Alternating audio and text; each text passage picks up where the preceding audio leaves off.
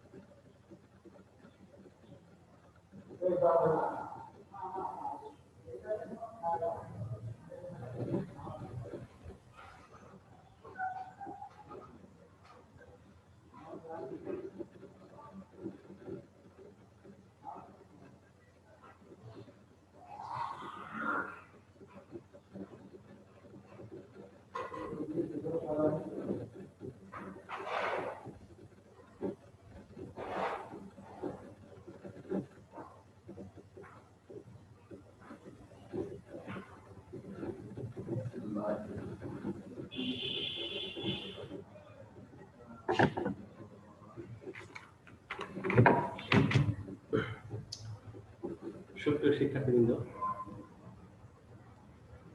Honours চতুর্থ বর্ষের online ক্লাসে তোমাদেরকে স্বাগত জানাচ্ছি। আমি সরজিৎ কুমার মন্ডল, প্রভাষক, বাংলা বিভাগ, সরকারি মহানগর কলেজ, কালীগঞ্জ, দিনাজপুর। শিক্ষার্থীবৃন্দ, আমরা সকলে অবগত আছি সারা বিশ্বে করোনা ভাইরাসের যে মহামারী চলছে, এই আপদকালীন সময় যাতে করে তোমাদের লেখাপড়া ক্ষতিগ্রস্ত তথা বাধাগ্রস্ত না হয়, এই জন্য আমাদের এই ক্ষুদ্র প্রয়াস তথা অনলাইন ক্লাস। তো আমরা জানি যে বেশ কয়েক মাস ধরে শিক্ষা প্রতিষ্ঠান বন্ধ থাকার কারণে তোমাদের লেখাপড়ার যে অতুলনীয় ক্ষতি সাধিত হয়েছে বা হচ্ছে, এই ক্ষতিটা কিছুটা হলেও লাঘব করার উদ্দেশ্যে আমাদের এই অনলাইন ক্লাস। আশা করি এই অনলাইন ক্লাসের মাধ্যমে তোমরা বিশেষ উপকৃত হবে। তো এই অনলাইন ক্লাস আসলে 100% বা শতভাগ আওতায় না আসলেও যতটুকু সম্ভব আমরা চেষ্টা করে যাচ্ছি যে তোমাদের যাতে বেশি সংখ্যক এই অনলাইন ক্লাসের আওতায় নিয়ে আসা যায়। তো আজকে আমি যে কোর্সের উপর আলোচনা করব সেটি হচ্ছে ধনুর্বিজ্ঞান ও ভাষাতত্ত্ব। ধনুর্বিজ্ঞান ও ভাষাতত্ত্ব এই কোর্স থেকে আজকে আমার আলোচনার বিষয় ধ্বনি স্বরধ্বনি জিহ্বার ভূমিকা। স্বরধ্বনি উচ্চারণে জিহ্বার ভূমিকা। শিক্ষার্থীবৃন্দ, তাহলে শুরু করা যাক আজকে ক্লাস। প্রথমে আমাদের জানতে হবে যে স্বরধ্বনি কি বা স্বরধ্বনি কাকে বলে। তো স্বরধ্বনির সংজ্ঞা যদি প্রদান করি তাহলে দাঁড়ায় এরকম যে সকল ধ্বনি উচ্চারণে ফুসফুস থেকে আগত শ্বাস মুখ বিবর বা নাসিকা গহ্বরে কোথাও বাধাপ্রাপ্ত হয় না, সেগুলোকে শর্টকাট। আমি যে সংজ্ঞাটি এইমাত্র প্রদান করলাম, সেই সংজ্ঞাটি যদি একটু আমার নিজের মতো করে বিশ্লেষণ করি, তাহলে দাঁড়াই এরকম। আমরা জানি ধ্বনি উচ্চারণ করতে গেলে অবশ্যই আমাদের যে বাগ যন্ত্র আছে, এই বাগ যন্ত্রের বিশেষ করে আমরা যে শ্বাস প্রশ্বাস নিই, নিঃশ্বাস নিই, এটি জমা হয় ফুসফুসে গিয়ে। যখন আমরা নিঃশ্বাস নিই, তখন আমাদের ফুসফুসটা ফুলে ওঠে। ফুসফুসটা হচ্ছে একটা বেলুনের মতো, যেটিতে বেলুনে যেমন হাওয়া ভরলে বেলুনটা ফুলে ওঠে, ঠিক অনুরূপ ভাবে আমরা যদি নিঃশ্বাস নিই বা শ্বাস প্রশ্বাস নিই, তাহলে আমাদের যে ফুসফুসটা আছে, সেই ফুসফুসটা ফুলে ওঠে। আর ফুসফুস যখনই ফুলে ওঠে, তখনই আমরা কথা বলার জন্য যে প্রয়োজনীয় এনার্জি, শক্তি, এটা আমরা সঞ্চয় করি। তো এই ফুসফুস থেকে যে বাতাসটা, সেই বাতাসটা যখন বের হয়, তখন এই ফুসফুস থেকে বাতাসটা বের হয় বিভিন্ন পথে। এক, মুখ বিবর দিয়ে, অর্থাৎ মুখ দিয়ে। দুই, নাসিকা গহ্বর, অর্থাৎ নাসিকা গহ্বর দিয়ে, নাকের ছিদ্র দিয়ে এই বাতাসটা বের হয়ে যায়। তাহলে মুখ দিয়ে বের হলে একরকম ধ্বনি উচ্চারিত হয়, নাক দিয়ে বের হলে আর এক রকম ধ্বনি উচ্চারিত হয়, এবং নাক এবং মুখ যদি উভয় পথ দিয়ে যদি ফুসফুস কারিত বাতাস বের হয়, তাহলে আর এক রকম কিছু ধ্বনি আছে, সেই ধ্বনিগুলো উচ্চারিত। আমি আলোচনা করছি স্বরধ্বনি। সংক্ষেপে হচ্ছে ফুসফুসকারিত বাতাস মুখ বিবর বা নাসিকা গহ্বর বের হওয়ার সময় যদি কোথাও বাধা না পেয়ে উচ্চারিত হয়, তবে তাকে বলে স্বরধ্বনি। এক কথায়, কোথাও বাধা না পেয়ে যে ধ্বনি উচ্চারিত হয়, তাকে বলে স্বরধ্বনি। যদি স্বরধ্বনির সংজ্ঞাটা আমরা জানলাম, স্বরধ্বনি কাকে বলে সেটিও আমরা বিশ্লেষণ করে ইতিমধ্যে আমি আলোচনা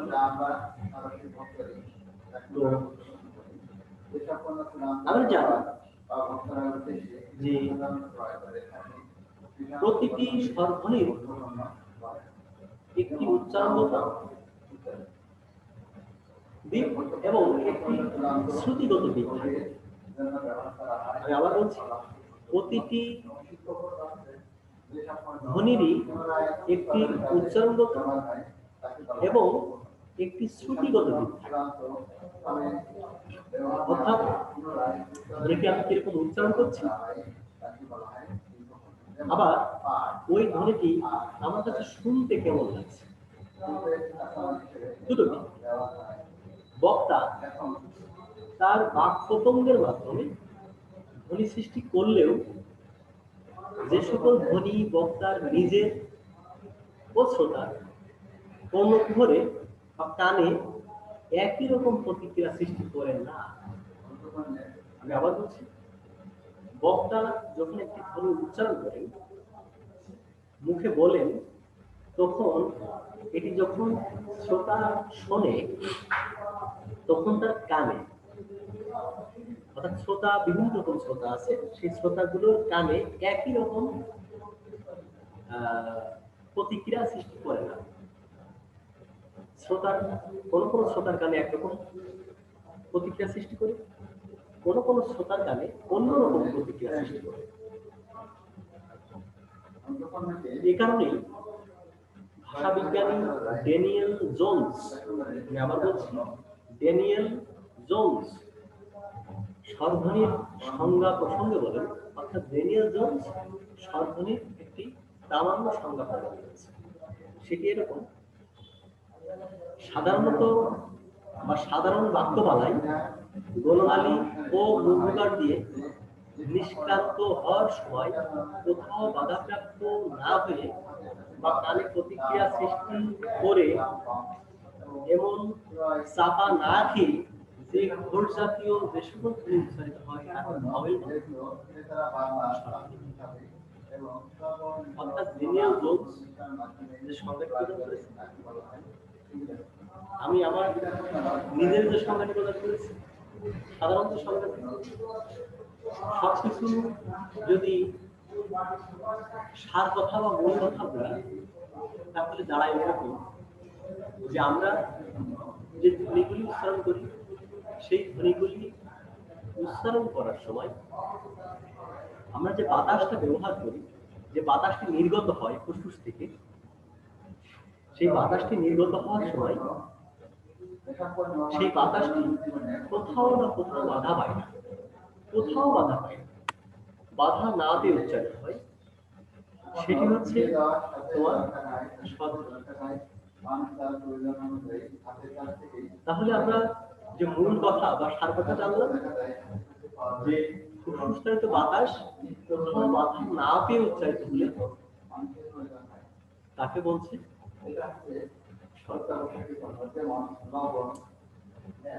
আমরা বাংলায় ব্যবহৃত স্বরধ্বনি একটা ছক দেখব। আমাদের আলোচ্য বিষয় স্বরধ্বনি উচ্চারণে জিহ্বার ভূমিকা। স্বরধ্বনি উচ্চারণে জিহ্বার ভূমিকা।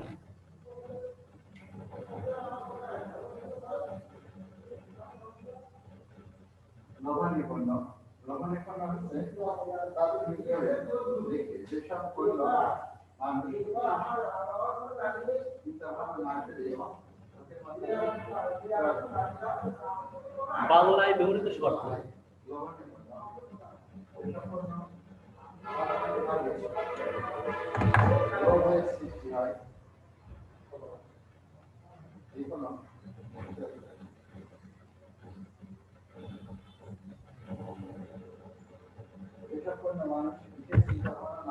বাংলায় ব্যবহৃত যেমন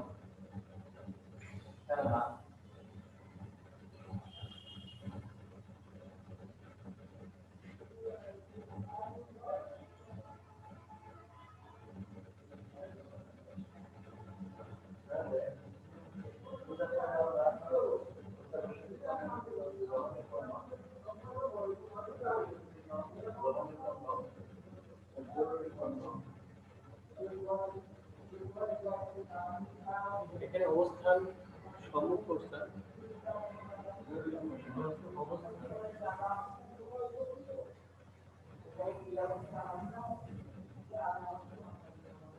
সম্মুখ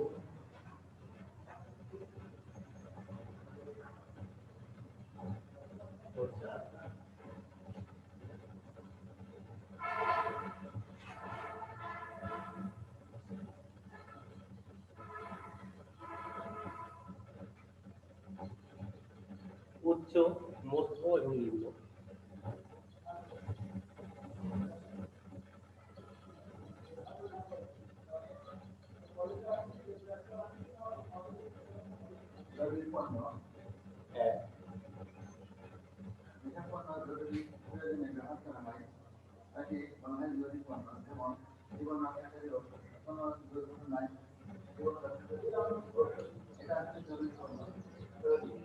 সুপ্রিয় শিক্ষার্থীবৃন্দ,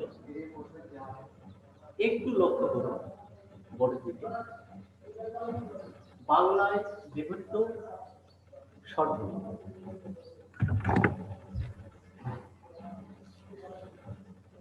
বাংলায় ব্যবহৃত স্বরধ্বনি একটু খেয়াল করি। অবস্থান উচ্চ, মধ্য এবং নিম্ন। অর্থাৎ জিহ্বাটা, এই জিহ্বাটা হচ্ছে অবস্থান উঁচু, জিহ্বার অবস্থান মাঝামাঝি, জিহ্বার অবস্থান নিম্ন। এই জন্য লিখেছে অবস্থানটা হচ্ছে উচ্চ, মধ্য এবং নিম্ন। আচ্ছা, জিহ্বার সম্মুখ দ্বারা ই অর্থাৎ জিহ্বার সম্মুখ দ্বারা এ, জিহ্বার সম্মুখ দ্বারা এ অথবা এ ওইজা পালাকার এ অথবা এইজা পালাকার এ। আচ্ছা, আমরা জানি ডক্টর শহীদুল্লাহ উনি বাংলা স্বরধ্বনিতে উনি ওইজা পালাকার এ অথবা এইজা পালাকার এ এই স্বরধ্বনির উদ্ভাবন, ওইজা পালাকার অথবা এইজা পালাকার এই স্বরধ্বনির উদ্ভাবন পশ্চাৎ অর্থাৎ জিহ্বার পেছনের অংশ দ্বারা হ্রস্ব ও অ এবং আ এটি উচ্চারিত। আমরা যদি আইপিএ অর্থাৎ ইন্টারন্যাশনাল ফোনেটিক অ্যালফাবেট এইভাবে প্রকাশ করি, তাহলে দাঁড়ায় এরকম ই, ইটা,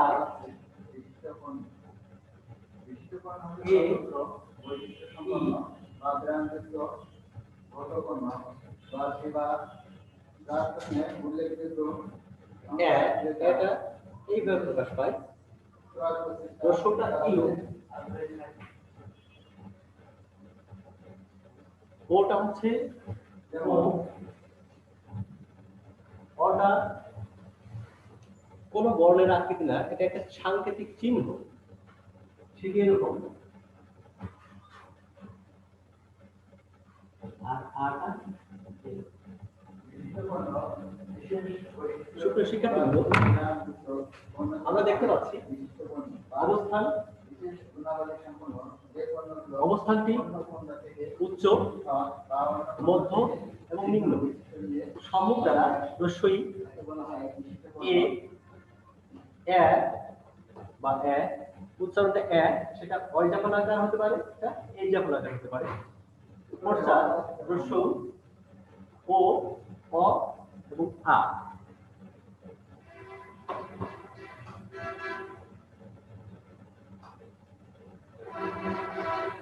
স্বরধ্বনি উচ্চারণে জিহ্বার ভূমিকা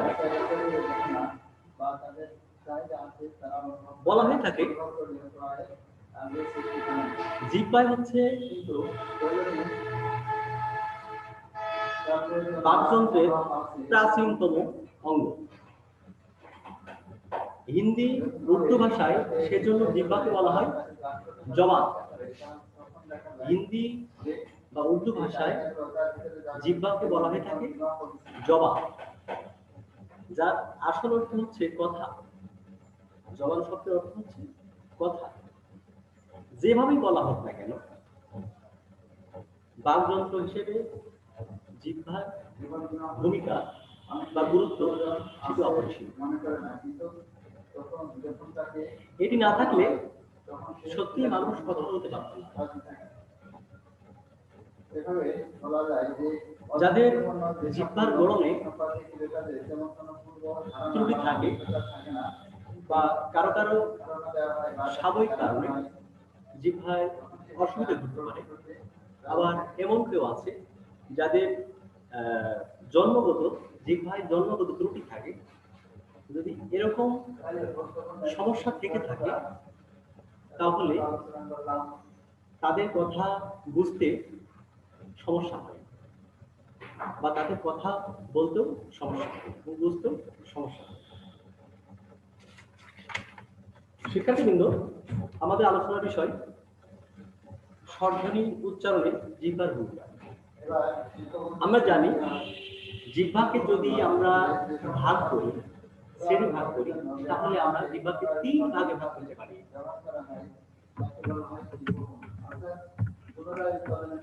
আমরা এটা ব্যবহার করা হয়, এটা ব্যবহার করতে হয় না, যেমন পাঠ লাগানো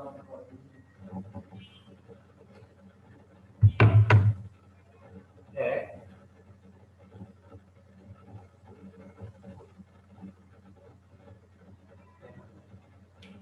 পাঠ লাগানো ইত্যাদি এক হচ্ছে অগ্রজিহ্বা, সেই কারণে দুই কাঁচা মাংসকে আবার যন্ত্রপাতি প্রক্রিয়াকরণের কাজে ব্যবহার করা হয়। জিহ্বার মধ্যভাগ, তিন প্রস্রাব জিহ্বা। আমি আবার বলছি, জিহ্বাকে তিন ভাগে ভাগ করা হয়েছে। এক অগ্রজিহ্বা বা জিহ্বার অগ্রভাগ, দুই জিহ্বার মধ্যভাগ, তিন প্রস্রাব জিহ্বা বা জিহ্বা পেছনের অংশ। সাধারণভাবে মুখ বন্ধ অবস্থায়, আমরা যখন মুখ বন্ধ করে থাকি, এই মুখ বন্ধ অবস্থায় জিভের যে অংশটুকু দন্তমূলের নিচে পড়ে থাকে, জিভের পাতলা অংশ বা সেটিকে বলা হচ্ছে অগ্রজিহ্বা। আমরা যখন মুখ বন্ধ করে থাকি তখন একদম জিভের যে সামনের অংশটা, যেটা দাঁতের নিচে পড়ে থাকে, সেটি হচ্ছে অগ্রজিহ্বা বা জিহ্বার সামনের অংশ। মূল উৎপাদন কাজে ব্যবহার করা হয়, দীর্ঘদিন ধরে উৎপাদন কার্য পরিচালনায় তারপর ব্যবহার করা হয়, তাকে বলা হয় মূলধন জাতীয় পণ্য। এই পাতলা অংশের একেবারে সামনের ধারটিকে বলে জিহ্বা প্রান্ত বা জিহ্বা শিকড়। জিভের যে অংশটুকু শক্ত তালুর তলায় পড়ে সে অংশটাকে বলে মধ্যজিহ্বা, আর যে অংশটুকু কোমল তালুর তলায় থাকে তাকে বলে প্রস্থজিহ্বা। এই জিহ্বাকে তিন ভাগে ভাগ করা হয়েছে। জিহ্বার পারঙ্গমতার বিবেচনায় এবং আকৃতি ভেদে জিহ্বার অগ্রভাগকে আবার দুই ভাগে ভাগ করা যায়। একটা হচ্ছে জিহ্বার ডগা, আরেকটা হচ্ছে জিহ্বার পাতা। জিহ্বার অগ্রভাগ সংকুচিত হয়ে সামনের দিকে এগিয়ে গেলে তার গাভা তৈরি হয় এবং ত জাতীয় ধ্বনি উৎপন্নের সময় জিহ্বার অগ্রভাগ প্রসারিত তথা চ্যাপ্টা হয়ে পাতা তৈরি হয়। শিক্ষার্থীবৃন্দ, আমরা জানলাম স্বরধ্বনি উচ্চারণে জিহ্বার ভূমিকা। স্বরধ্বনি উচ্চারণ করতে গেলে জিহ্বার ভূমিকাটা কি, গুরুত্বটা কি, সেটি আমরা মোটামুটি জানলাম। এটিও জানলাম যে জিহ্বাকে তিন ভাগে ভাগ করা হয়েছে। এক হচ্ছে অগ্রজিহ্বা, দুই মধ্যজিহ্বা, তিন প্রস্রাব জিহ্বা। আলোচনার পরিশেষে আমরা এই কথা বলতে পারি যে ধ্বনি উচ্চারণে জিহ্বা একটি গুরুত্বপূর্ণ অংশ। কারণ ধ্বনি উচ্চারণে জিহ্বা বিভিন্ন অবস্থানে থাকে কিংবা জিহ্বার বিভিন্ন অংশ উচ্চারণ স্থানে বিভিন্ন বিন্দু স্পর্শ করে। তাই ভাষায় ধ্বনির সৃষ্টি ও ধ্বনির বৈশিষ্ট্য নির্ধারণে জিহ্বার ভূমিকায় মুখ্য। শিক্ষার্থীবৃন্দ, আজকে ক্লাস এখানে শেষ করছি। আগামী ক্লাসে আহ্বান জানিয়ে আজকের মতো এখানে শেষ করছি। ধন্যবাদ স্যার।